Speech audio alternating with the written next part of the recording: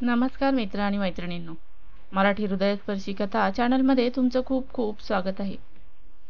साजिरी अगदी नावाला साजेल अशीच होती. यंदा तिने 12वीची परीक्षा दिली. अभ्यासात हुशार होती. नेहमीच वर्गात पहिली यायची. टीचर सोबत सुद्धा तिची वागणूक खूप सभ्य होती. सर्व टीचर्स नेहमीच तिची स्तुती करत असत.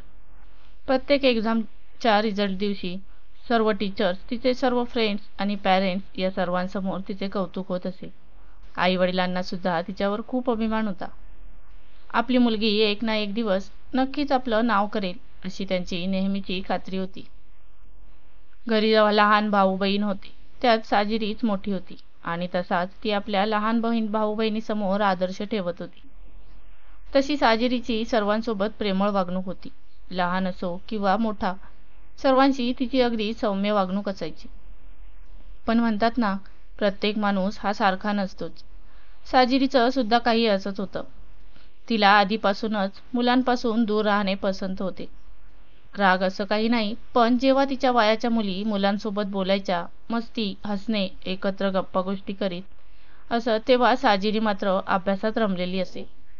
फ्रेंड्स बरोबर वेळ घालवणे किंवा थोडाफार बाहेर फिरायला जाणे याची तिला जणू आवडच नव्हती. 12वीची परीक्षा दिली होती. आता सर्व रिझल्टची वाट पाहत होते.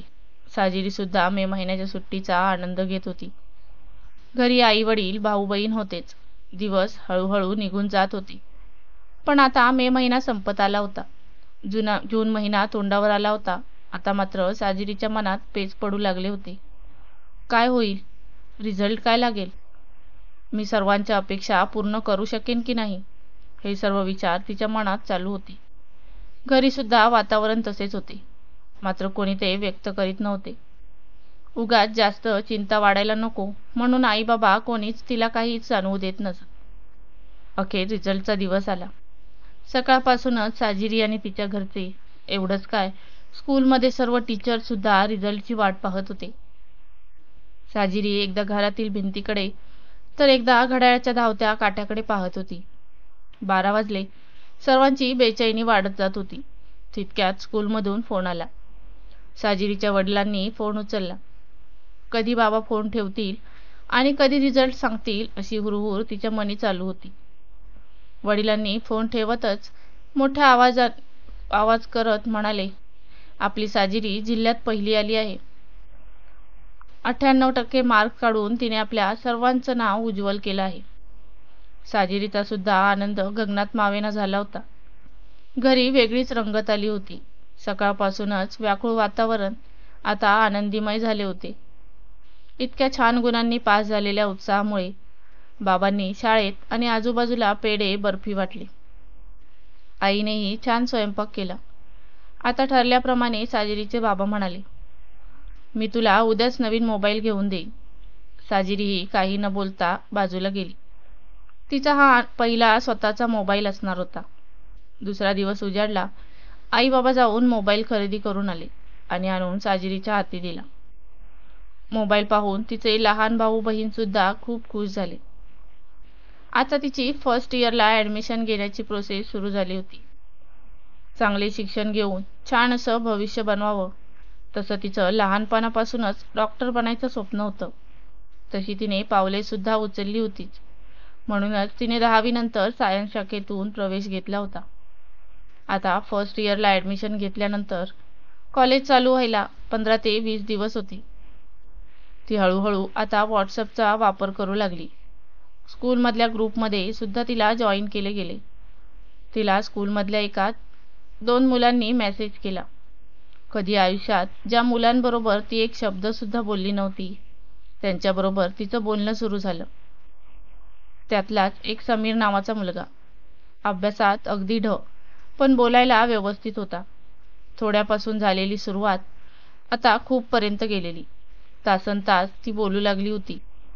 तोही तिला खूप वेळ देऊ लागला होता. खरं तर हा समीर मवाली मुलांसोबत राहणारा, कधी अभ्यासासाठी पुस्तके उघडली सुद्धा नसतील. अशा मुलासोबत आपण का बोलतो असा विचार तिच्या मनात येत होता. पण त्याच्याशी बोलल्याशिवाय तिला राहवतही नव्हते. एक दिवस त्यांचं बोलणं झालं नाही तर तिला काहीतरी हरवल्यासारखं वाटत होतं. काय होतंय हे तिला कळत नव्हतं. आपण काही चुकीचं करतोय का? याचा परिणाम काय होईल? या सर्वांचा विचार तिच्या मनात येऊ लागला. पण त्याच्याशिवाय करमत सुद्धा नव्हते. काय करणार? एकदा दोनदा कॉलवर सुद्धा त्यांचं बोलणं झालं. पण एक दिवस तिने ठरवलंच की आता त्याच्याशी बोलायचं नाही. सर्व कॉन्टॅक्ट तोडून टाकायचे. आपल्याला अभ्यासाकडे लक्ष द्यायचे आहे. कोणाच्या अधीन व्हायचं नाही. साजिरीने विचार तर केलेला, पण मनातल्या भावनांचं काय? त्या तर लपू पाहता पाहत लपत नव्हत्या. आता काय करावं? तिने थोड्या दिवसासाठी मोबाईल न वापरण्याचे ठरवले. ठरल्याप्रमाणे आता ती फक्त अभ्यास, घर आणि कॉलेजचा विचार करत होती.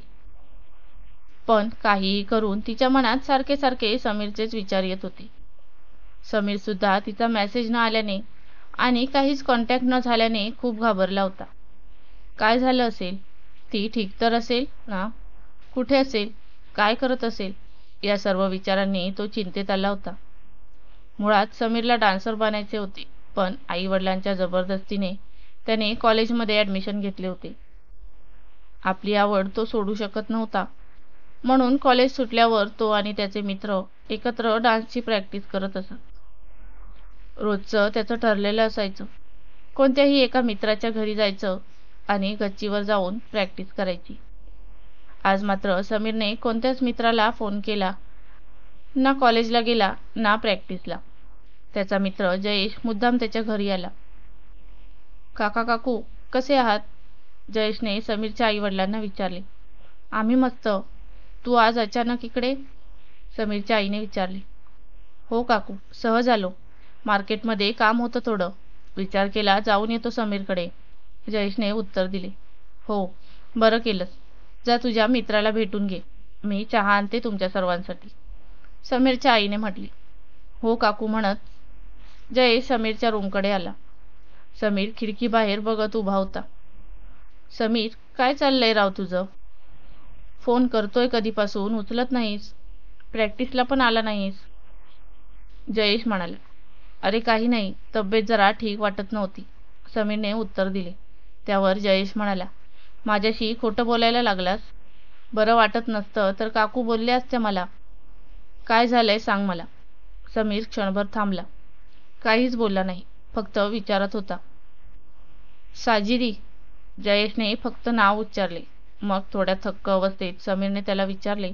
तुला कसं कळलं? जयेश हसत म्हणाला. प्रत्येक गोष्ट तू सांगितली तरच कळेल का मला?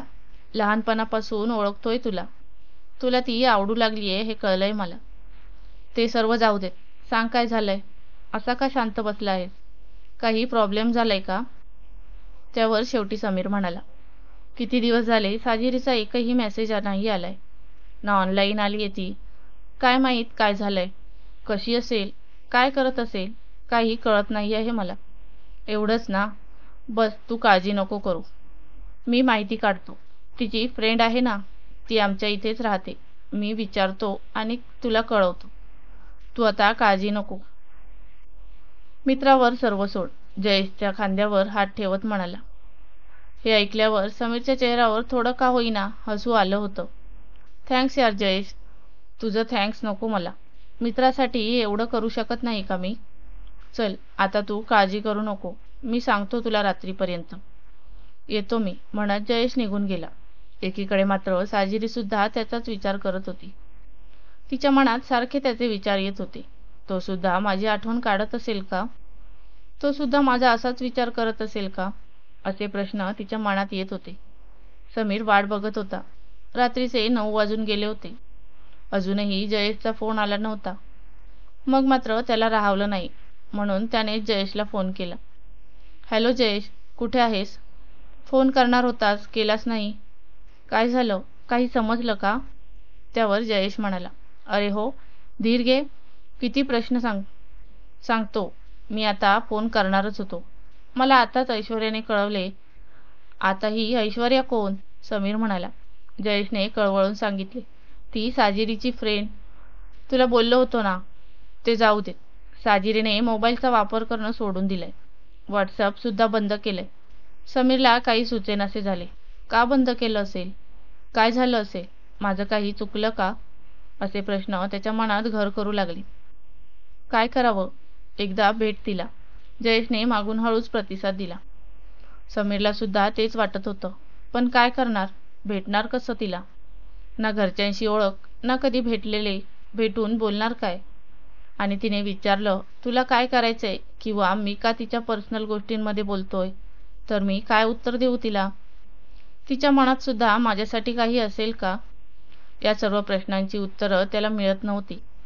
पण दुसरं करणार तरी काय? असंच बसून त्याला राहणार नव्हतं. त्यामुळे बोलणं भागच होते. पुढे बघू, जे होईल ते. एकदा भेटून तर बोलू. तो जयेशलाच विचारतो, पण कसं भेटू शकतो? ते मी बघतो. कॉलेज सुटल्यावर तू थांब. मी तिच्या फ्रेंडला सांगतो. तिला काही कारण सांगून घेऊन ये म्हणून. अच्छा ठीक आहे, समीर म्हणाला. आजची रात्र काही त्याला झोप येणार नव्हती. उद्या ती येईल का? मी काय बोलू तिच्याशी? काय बोलणं होईल आमच्यात आणि कसं? पुढचा दिवस उजाडला. बिन उठवता न उठणारा समीर आज स्वतःच उठून तयार झालेला पाहून समीरची आईही बावरली. पण काही न बोलता त्याला नाश्ता आणि टिफिन देऊन ती आपल्या कामाला निघून गेली. साजिरीची मैत्रीण ऐश्वर्या हिने तिला काही शॉपिंग करायचे आहे असं सांगून साजिरीला कॉलेज सुटल्यानंतर थोडं थांबण्यासाठी तयार केले होते. तिला देखील हा सर्व प्रकार कळला होता. ठरल्याप्रमाणे साजिरी कॉलेज सुटल्यावर बाहेरच वाट बघत होती. समीर हा दुसऱ्या कॉलेजमधला असल्याकारणाने त्याला तिथे यायला थोडा उशीर झाला होता. म्हणूनच ऐश्वर्या कॉलेजमध्येच थांबली, जेणेकरून समीरने थेट तिच्याशी बोलावं. साजिरी ऐश्वर्याची वाट बघत होती. तेवढ्यात समोरून तिला समीर येताना दिसला. क्षणभरासाठी ती थोडी बावरली. हा इथे कसा? आणि तो तिच्या दिशेनेच येत होता. समीरला सुद्धा काही सुचत नव्हते, पण आज बोलावंच लागेल याचं भान त्याला होतं. कशी आहेस? समीरने विचारलं. मी मजेत. तू कसा आहेस? साजिरीने विचारलं. मी पण मस्त. तू मोबाईल वापरणं का सोडलंस? आणि व्हॉट्सअप सुद्धा बंद केलंस, असं का? समीरने विचारताच आधी ती जरा गोंधळलीच की हे सर्व याला कसं माहीत? कोणी सांगितलं असेल? मी तुझ्या फ्रेंडला विचारले, समीर म्हणाला. अच्छा म्हणत साजिरी म्हणाली, हो, बंद केलंय. माझा सर्व वेळ अभ्यासाला द्यायचा आहे म्हणून बंद केलंय. मान खाली घालून आणि नजर चोरून तिने दिलेले हे उत्तर समीरला काहीसे पटले नाही. हा अभ्यासात ती हुशार आहे, मान्य आहे, पण त्यासाठी तिला व्हॉट्सअप बंद करायची गरज आहे असं त्याला वाटत नव्हतं. तरी थोडा धीर करून त्याने विचारलं, नक्की एवढंच कारण आहे? हो, हेच कारण आहे, दचकत ती म्हणाली. चल, मी निघते. म्हणत ती निघणार इतक्यात समीर म्हणाला, थांब, मला तुझ्याशी काही बोलायचं आहे. काय झालं? साजिरीने हळूच विचारले. आता मी जे बोलणार आहे त्याचा परिणाम काय होईल मला माहीत नाही. कदाचित तू बोलणं बंद करशील, पण मला आज बोलायचं आहे, समीर म्हणाला. साजिरी आता फक्त ऐकत होती. मला तू खूप आवडतेस, समीर म्हणाला. एवढं बोलून तो थांबला. तो आता एकटक फक्त तिच्याकडे पाहत होता. ती आता काय बोलेल यावर त्याचं लक्ष होतं. मला तू नाही आवडत आणि ना माझ्या मनात तुझ्याबद्दल काही आहे, अगदी घाबरलेल्या आवाजात साजिरी म्हणाली. असं असतं तर माझं हे बोलणं ऐकून तू खरं तर मला कानाखाली मारायला हवं होतं, पण तू असं काहीही केलं नाहीस. यावरून मला सर्व कळलं, समीर म्हणाला. समीरचे हे बोलणं ऐकून साजिरी अगदी गप्प उभी होती. थोडा वेळ अबोल झाली आणि नंतर, हो, मला तू आवडतोस, असं तिच्या तोंडून निघाले. समीरला त्याच्या कानांवर विश्वास बसत नव्हता. खरंच तिला आपण आवडतो हे ऐकून त्याच्या आनंदाचा काही अंदाज नव्हता. तेवढ्यात, पण मी तुझ्यावर प्रेम करत नाही. माझी खूप स्वप्न आहेत. मला डॉक्टर व्हायचं आहे. प्रेमासाठी माझ्या आयुष्यात जागा नाही आहे. माझं मन तुझ्यात गुंतत चालले होते, म्हणूनच पर्याय म्हणून मी व्हॉट्सअप बंद केलं. मोबाईल वापरणं सोडून दिले. साजिरीने सर्व तिच्या मनातलं सांगितलं. त्यावर समीर म्हणाला, हो, मला आधीच सर्व कळलं होतं. तू काळजी नको करू. मी तुझ्या भविष्याच्या मध्ये नाही येणार. मलाही उत्तम डान्सर बनायचं आहे. आपण पहिला आपल्या भविष्याचा विचार करू, मग आपला. साजिरीने दीर्घ श्वास घेतला. ती म्हणाली, चालेल, आपण कधीच भेटायचं नाही. फोनवर बोलू ते सुद्धा फारसं नाही. जास्तीत जास्त वेळ आपले भविष्य उज्ज्वल करण्यासाठी द्यायचं. हे चालेल का तुला? एका क्षणाचाही विचार न करता समीरने उत्तर दिले, माझी काहीच हरकत नाही. मी तुझ्यावर खरं प्रेम करतो. कितीही वाट बघू शकतो आणि काहीही करू शकतो तुझ्यासाठी. आणि हे तर आपल्या दोघांच्याही भवितव्यासाठी चांगलंच आहे. मला हे मान्य आहे. त्याचं हे बोलणं ऐकून साजिरीला आकाश ठेंगणे वाटू लागले होते. खरंच कोणी इतकं चांगलं असू शकतो का, यावर तिचा विश्वास बसत नव्हता. ती खूप आनंदी होती. दोघांच्याही चेहऱ्यावरील हास्य लपून राहिले नव्हते. तेवढ्यात ऐश्वर्या आणि जयेश दोघेही तिथे आले. काय मग, जमलं का तुमचं? जयेश म्हणाला. ऐश्वर्या, तू पण यात? हसत हसत साजिरीने विचारलं. हो अगं, जेव्हा जयेशने मला हे सर्व सांगितले तेव्हा मी नकार दिला होता. पण मी सुद्धा तुला बघितलेलं. खूप दिवस तू वेगळीच वागत होतीस. कुठेतरी हरवल्यासारखं वाटत होतीस. म्हणून विचार केला, यामुळे माझ्या फ्रेंडचं आयुष्य चांगलं होत असेल तर मी मदत करेन. पुढे ठरल्याप्रमाणे दोघं अभ्यासातून आणि प्रॅक्टिसमधून वेळ काढून फोनवर बोलायचे. हळूहळू एकमेकांना समजून घेऊ लागले. दिवसभर घडलेल्या गोष्टी एकमेकांना सांगू लागले. सर्व चांगल्या वाईट गोष्टी वाटून घेऊ लागले. बघता बघता 4 वर्षे निघून गेली. अर्थात हा काही लहान कालावधी नव्हताच, पण अजूनही साजिरी आणि समीरचं प्रेम कायम होतं. साजिरी आता ग्रॅज्युएट झाली होती आणि अमेरिकेमध्ये रवाना होण्याच्या तयारीला लागलेली होती. तशी सुवर्ण संधी तिला मिळाली होती. एका इंटरनॅशनल कॉन्फरन्समध्ये तिच्या कॉलेजतर्फे तिची निवड झाली होती. 10 दिवसांनी तिची थेट अमेरिकेला स्वारी होती. घरी आई बाबा अगदी सर्व खुश होते. तिने समीरला सर्व कळवले. समीर त्याच्या डान्समधील क्षेत्रात प्रावीण्य मिळवत होता आणि इतरही काही करण्याची त्याची धडपड चालूच होती. जेव्हा साजिरीने त्याला अमेरिकेबद्दल सांगितले तेव्हा तो खूप आनंदी झाला आणि ते त्याच्या आवाजात तिला जाणवत होते. पण तो मध्येच शांत बसला. फोनवर बोलता बोलता अचानक थांबला. काय झालं? साजिरीने विचारलं. तेवढ्यात स्वतःला सावरत समीर म्हणाला, काही नाही. कुठे काय? बोल ना, काय बोलत होतीस? साजिरीला कळून चुकले होते की आपण दूर जाणार याचा विचार करूनच समीरला वाईट वाटले असेल, पण तिने समजून न समजल्यासारखे केले. आपण भेटून त्याला समजावू असा तिने विचार केला. ऐक, 2 दिवसांनी आईबाबांच्या लग्नाचा 28वा वाढदिवस आहे. तर छोटंसं सेलिब्रेशन ठेवलं आहे. तुला यायचं आहे, साजिरी म्हणाली. त्यावर समीर लगेचच विचार करत म्हणाला, अगं पण मी कसं येणार? तू घरी काय सांगणार? तू त्याची काळजी नको करू. मी सर्व फ्रेंड्सना बोलावणार आहे. तसंही आपण सर्व उद्या भेटणारच आहोत ना ऐश्वर्याच्या लग्नात. तिथेच मी सर्वांना आमंत्रण देईन. साजिरी हसतच म्हणाली. हो चालेल म्हणत दोघांनीही फोन ठेवला. ऐश्वर्या साजिरीची स्कूलमधील फ्रेंड, तिचे लग्न ठरले होते. दोघंही खूप आनंदी होते. उद्या ऐश्वर्याच्या लग्नात का होईना ते भेटणार होते. फोनवर बोलण्याव्यतिरिक्त आणि चुकून कधी कुठे भेट झाली तर ते सोडून दोघं कधीच भेटले नव्हते. त्यांना एकमेकांशी खूप काही बोलायचं होतं. दुसऱ्या दिवशी ऐश्वर्याचं लग्न उरकून सर्व फ्रेंड्स एकत्र बसले. तिथे साजिरीने सर्वांना घरी येण्यासाठी आमंत्रित केले. आता तिला समीरसोबत बोलायचे होते, पण सर्वांसमोर बोलणार कसं? समीरला सुद्धा खूप बोलायचं होतं. समीरचा बेस्ट फ्रेंड जयेशही त्यात होताच. त्याला मात्र सर्व कळत होतं. तो उठला आणि अचानक म्हणाला, चला आपण ऐश्वर्याला भेटून येऊ. साजिरी आणि समीर, तोपर्यंत तुम्ही ऐश्वर्यासाठी गिफ्टचं बघून घ्या. असे म्हणून त्याने समीरला डोळा मारला आणि सर्वांना घेऊन गेला. आता सुरुवात कुठून करायची? दोघांनाही समजत नव्हते. बोलायचं तर खूप काही होतं. फोनवर तर खूप बोलायचे, पण आता समोर आल्यानंतर काय बोलावे ते सुचत नव्हते. साजिरीने सुरुवात केली. उद्या ये मग घरी, ती म्हणाली. हो येईन नक्की, समीर म्हणाला. काल फोनवर बोलत असताना मध्येच का थांबलास? मी जाईन म्हणून ना? साजिरीने त्याच्याकडे बघत विचारली. समीरने नजर फिरवली आणि काहीच न बोलता फक्त ऐकत होता. अरे मी कायमची जाते का? 2 ते 3 दिवसांनी परत येणार आहे, साजिरी म्हणाली. आणि निवड झाली तर तिथेच राहशील ना? त्याचं काय? समीरचे डोळे पाणावले होते आणि त्याच स्वरात त्याने साजिरीला विचारले. हो, मान्य आहे मला, पण नंतर 1-2 वर्षात लग्न करून आपण तिकडेच स्थायिक होऊ. मी विचार केलाय की आपल्याबद्दल आई बाबांशी बोलते. मग तर ठीक आहे ना? साजिरीने हळूवारपणे तिचे म्हणणे त्याला समजावले. समीर निशब्द होऊन फक्त ऐकत होता. साजिरी त्याच्याकडे पाहून थक्क होती. लग्नाचं बोलून सुद्धा त्याच्या चेहऱ्यावर हास्य नव्हते. ही गोष्ट तिला पटत नव्हती. तिने समीरला विचारले, काय झालं?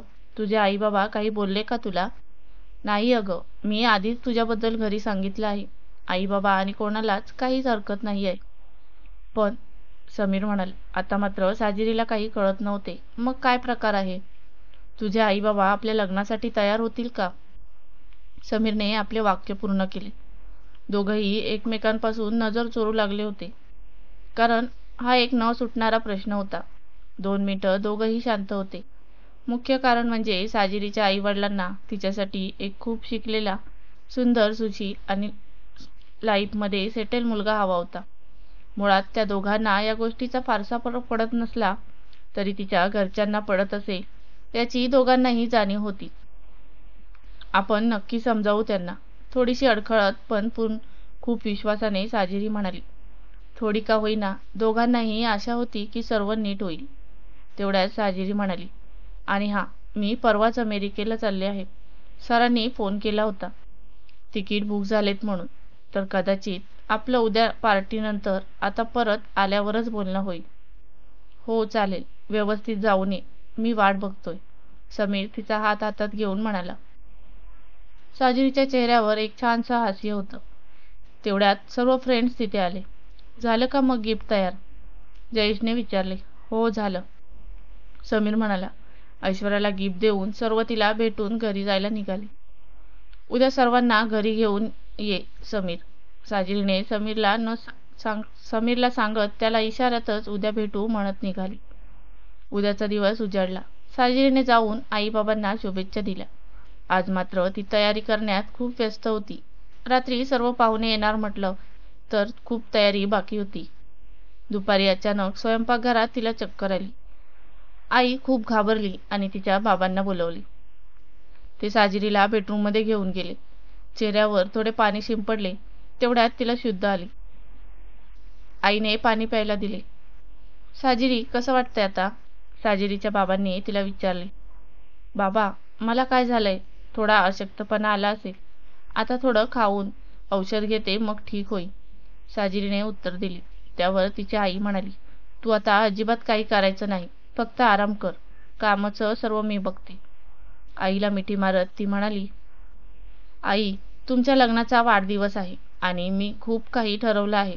मला करू दे ना गं. मी पक्का काही खाऊन घेते. Please please please. आता काय, लेकीसमोर कोणाचं चालेल. ठीक आहे, कर.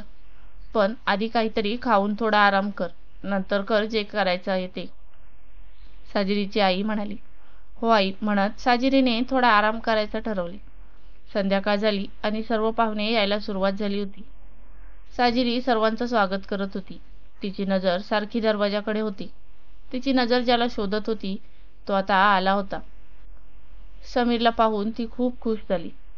वेलकम. या, मी तुमची आईबाबांशी ओळख करून देते, साजिरी सर्वांना म्हणाली. तेवढ्यात जयेश म्हणाला, हो, सर्वांची की फक्त समीरची? पहिल्यांदा एवढा आनंद तिच्या चेहऱ्यावर झळकत होता. त्यावेळी तिच्या गालावर सुंदर हास्य होतं आणि समीर आल्यापासून फक्त तिलाच पाहत होता. आई बाबा, हे सर्व माझे स्कूल आणि कॉलेज फ्रेंड्स. हा समीर, हा जयेश, ही चेतना, ही काव्या. साजिरीने सर्वांची ओळख करून दिली. नमस्कार मुलांनो, कसे आहात सर्व? साजिरीच्या वडिलांनी सर्वांना विचारले. आम्ही सर्व मजेत. काका काकू, तुम्ही कसे आहात? आणि लग्नाच्या वाढदिवसाच्या हार्दिक शुभेच्छा आमच्या सर्वांकडून.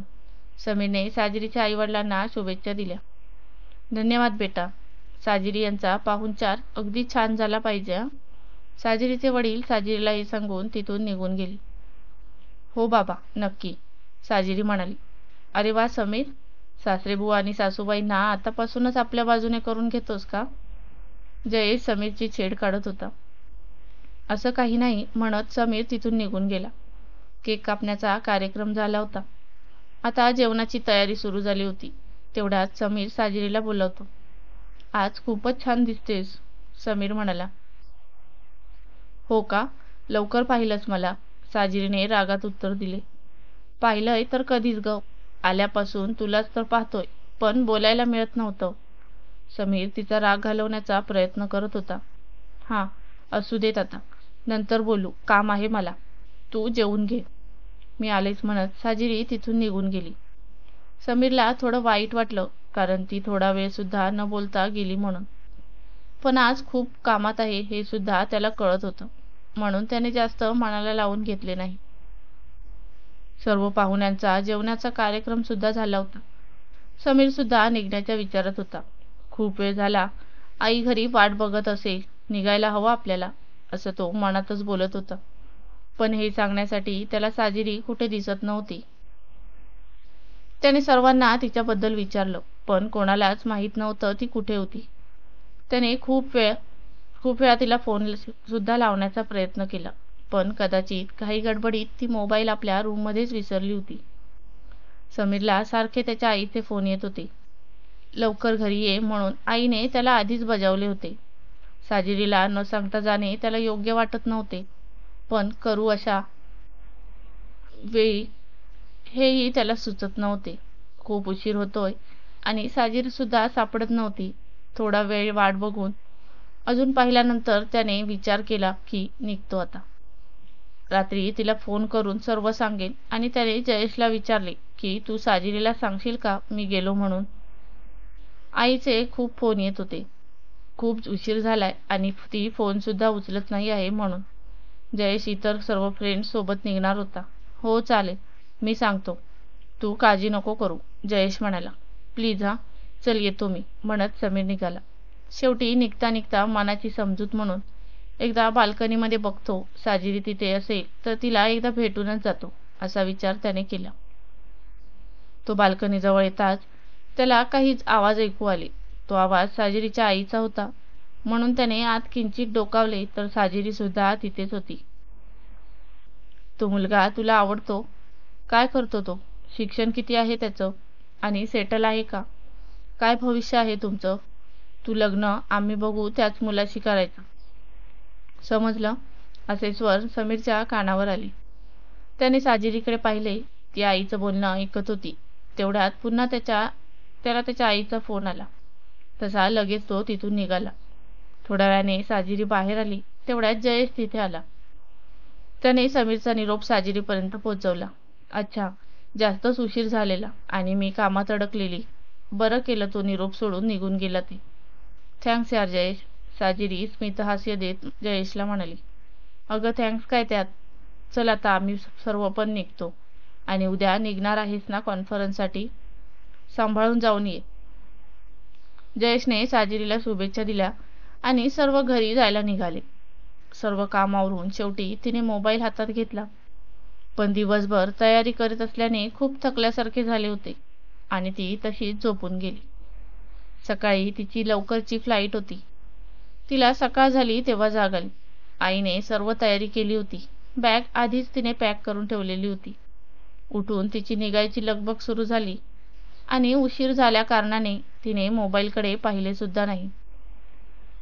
समीर तिला रात्रीपासून फोन करत होता, पण हे तिच्या लक्षात आले नाही. बघता बघता 4 दिवस उलटून गेले.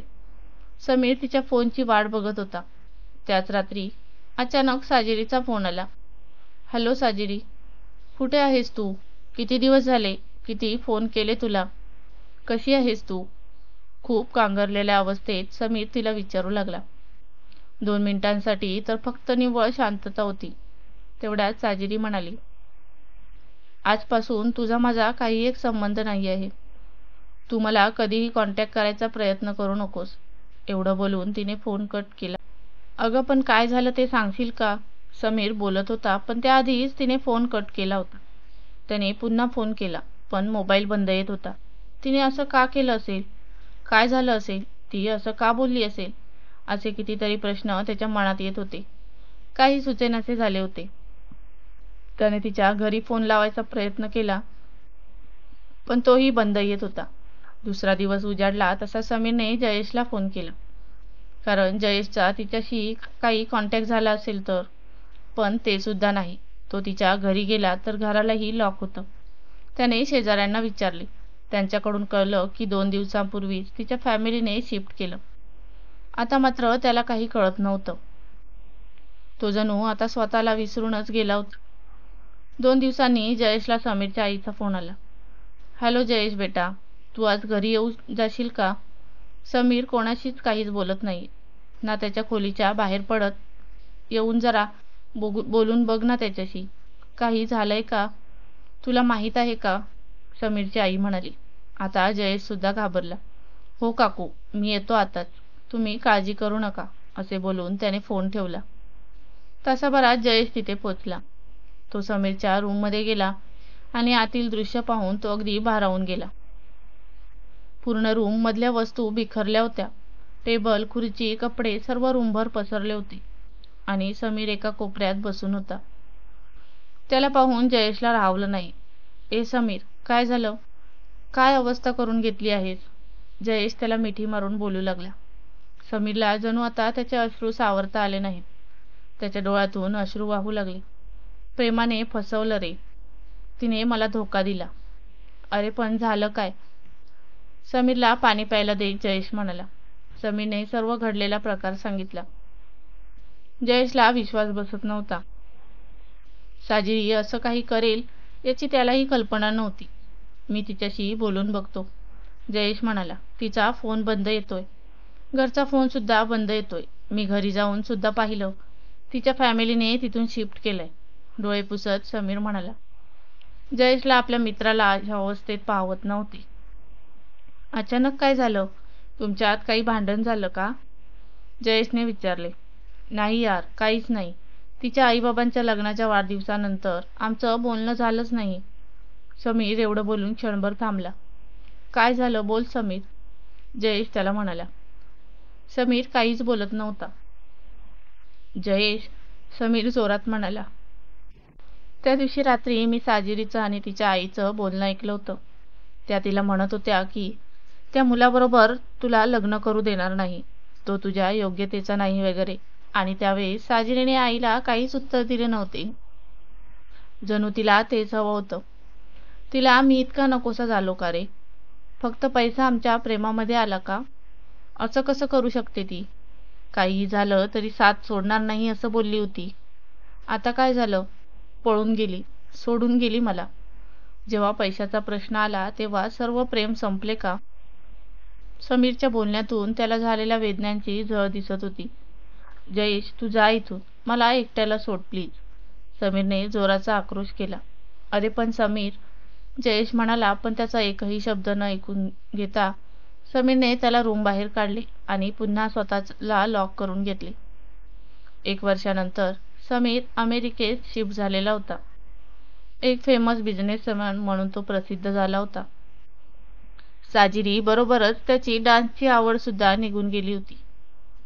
त्याने जणू आपल्या मनाला खूप कठोर बनवले होते. जगाला काही सिद्ध करून दाखवण्याची तडप त्याच्या डोळ्यातून स्पष्ट दिसत होती. कमी शिक्षण, गरीब आणि आपला डान्स क्षेत्रातील म्हणून साजिरी मला सोडून गेली. तिच्या आईवडिलांचा माझ्या लायकीवर विश्वास नव्हता, पण ज्याच्यावर तिने अतोनात प्रेम केले होते ती सुद्धा त्याला सोडून गेली, हा विचार करून त्याचे मन रोज मारायचे. आता आयुष्यात कोणासाठी जागा उरली नव्हती. एके दिवशी समीरच्या आईचा फोन आला. कसा आहेस बाळा? मायदेशी परतण्याचा विचार केलास की नाही?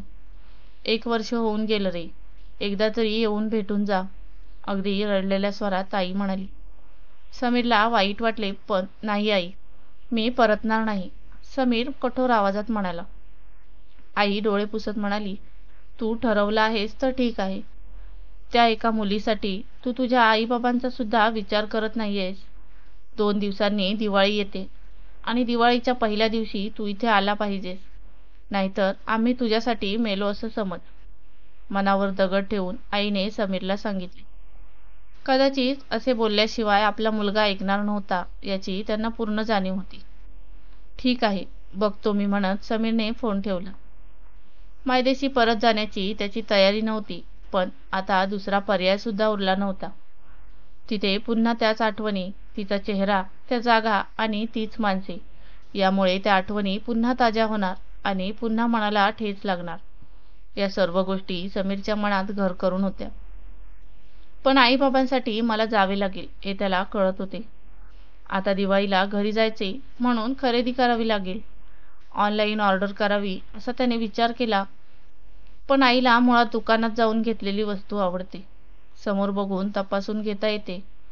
जर ऑनलाईन मागवली आणि नेमकी आईला काही खोट सापडली तर ती रागवेल, म्हणून मला जाऊन उद्या खरेदी करावे लागेल असं म्हणत तो झोपायला गेला. उद्याचा दिवस उजाडला. आता शॉपिंग वगैरे आपल्याने काही होणार नाही म्हणून आधीच त्याने आपल्या चुलत बहिणीला बोलावून घेतले होते.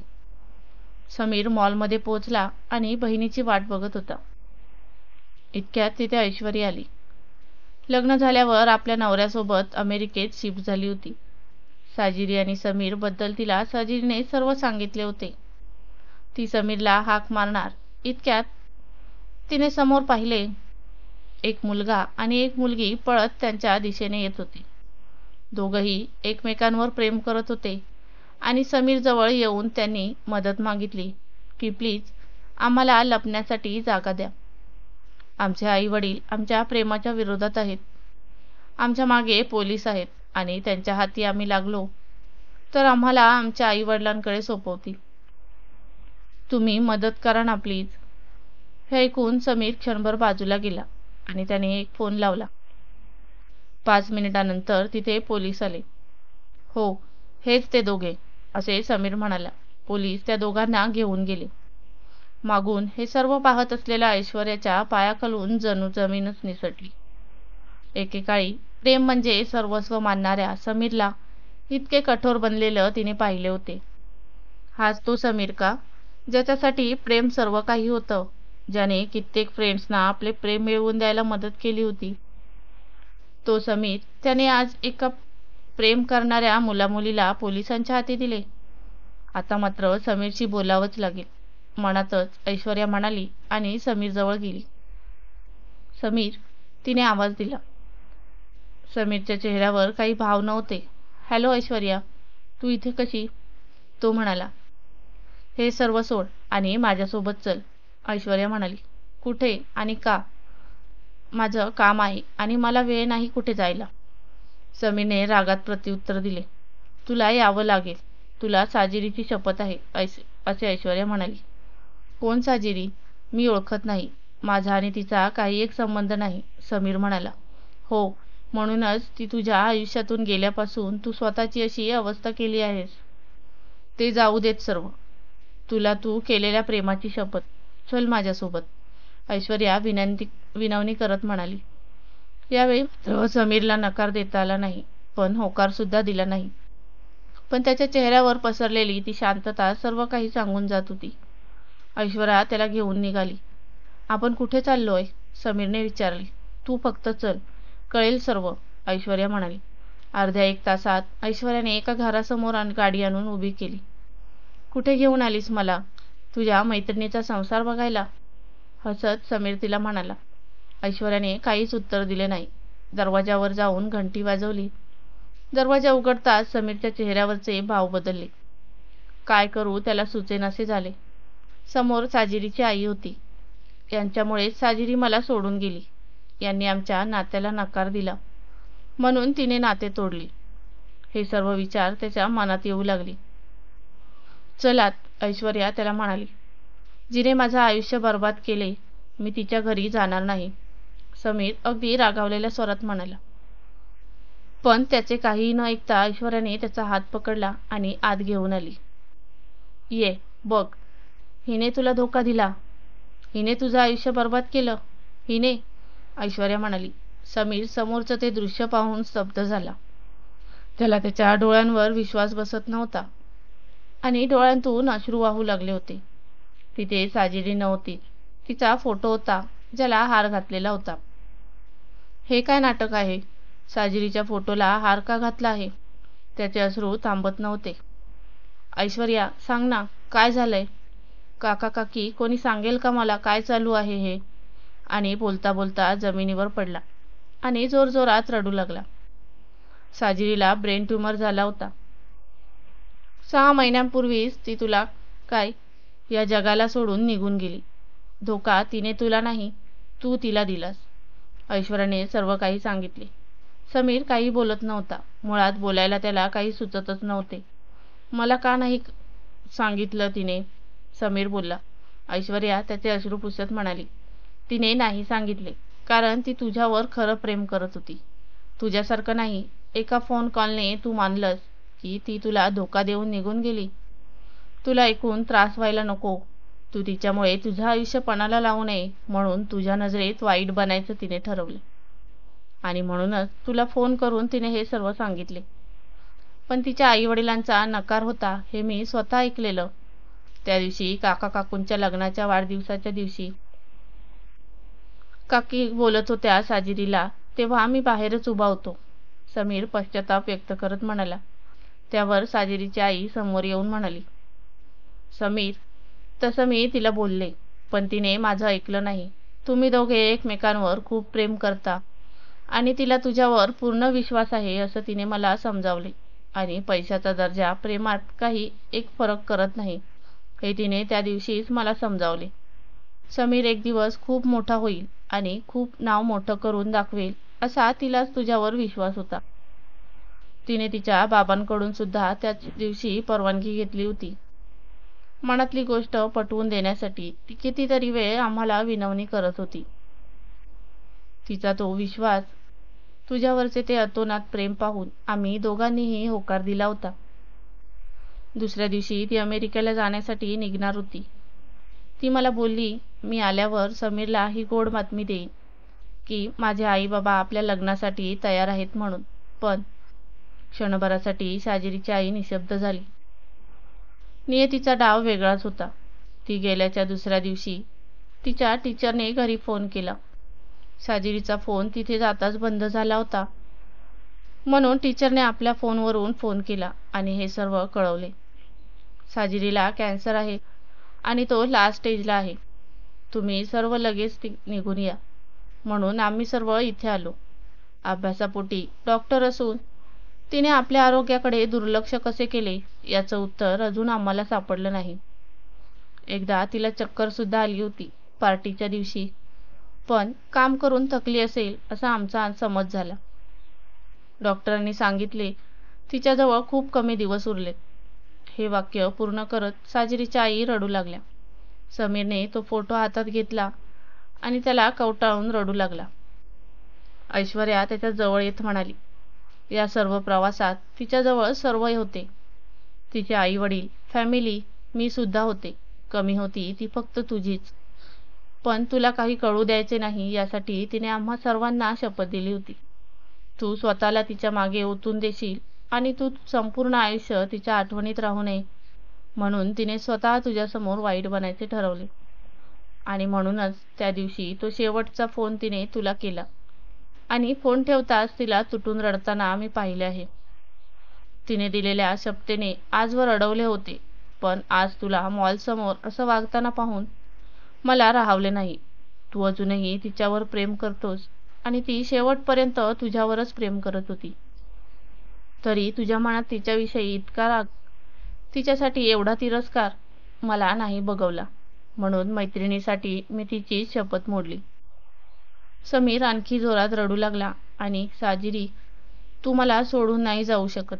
निदान मला माफी मागू दे तुझी, असं ओरडू लागला. आपल्यावर साजिरीने इतका विश्वास ठेवला आणि आपण काय केलं? मी तिच्या ना एका फोन कॉलवर विश्वास ठेवला. कसं मानलं मी तिने मला धोका दिला? कसं मी तिच्या प्रेमावर संशय केला? माझ्यापेक्षा वाईट कोणी नाही. ज्या शेवटच्या दिवसात तिला माझी जास्त गरज होती मी तिच्यासोबत नव्हतो. हेच का माझे प्रेम? त्याला त्याच्या चुकीची जाणीव होती, पण आता वेळ निघून गेली होती. दोघांनीही एकमेकांवर खरे प्रेम केले होते, पण त्या प्रेमाला दिशा मिळाली नाही. पण त्यांचं हे प्रेम नेहमी अजरामर राहील. समीर, उठ आता. झालं ते झालं. उठ आणि साजिरीचा फोटो भिंतीला लाव. एवढे दिवस झाले पण तिचा फोटो भिंतीला अडकून राहत नाही. लावला की पडतो. कदाचित तुझ्या शेवटच्या स्पर्शाची ती वाट बघत होती. तू आलास. आज आपल्या साजिरीच्या आत्म्याला समाधान मिळेल. साजिरीचे वडील समीरचं सांत्वन करत म्हणाले. समीर उठला आणि साजिरीचा फोटो भिंतीला लावायला गेला. तर खरंच आता तो फोटो जणू हसत हसत भिंतीला लागला होता. साजिरी तिच्या समीरची वाट पाहत होती, ती शेवटपर्यंत. समीर साजिरीची ही प्रेमकथा प्रेमाचे एक नवीन उदाहरण बनून राहिली. आपल्या प्रेमावर आणि आपण प्रेम करतो त्या व्यक्तीवर नेहमी विश्वास असेल तरच कदाचित आयुष्य अजून सुंदर होईल. आशा करते की सर्वांना कथा आवडली असावी. कथा आवडली असल्यास कमेंट करून नक्की सांगा.